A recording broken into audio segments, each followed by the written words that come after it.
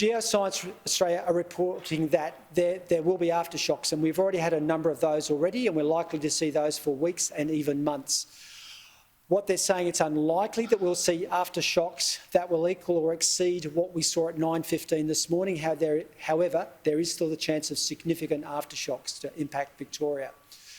We put out a warning this morning across the whole of the state, just to let people know that this has actually happened. There is the potential for aftershocks and what people should be doing. So the important part, as I said, this could continue for some time. It's about where do you access good information to make good decisions.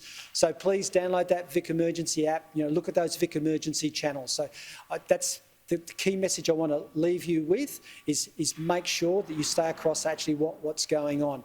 I'll now ask Tim to provide more detail in relation to the work of the SES today. Thank you.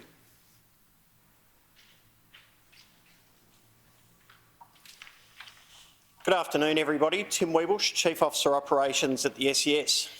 Well, this morning at 9:15, Victoria experienced its largest earthquake at 5.9, and that's been confirmed by Geoscience Australia, and that has seen a range of minor implications for Victoria.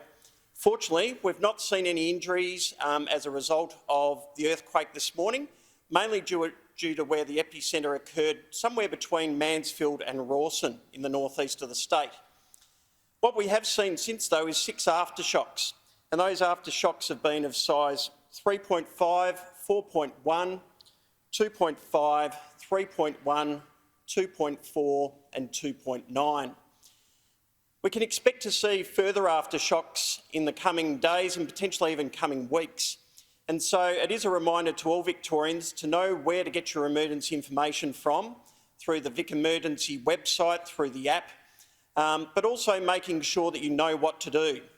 Drop, cover and hold is the key message if you experience a large earthquake in your area. For those lower end earthquakes that we're now seeing in the 2s and the 3s, we wouldn't expect to see any significant damage. What we have seen as a result of the 5.9 earthquake that affected Victoria today is a range of minor structural damage. We've had just over 100 requests for assistance. 55 of those have been in the metropolitan area and largely related to minor structural damage to chimneys and facades on buildings.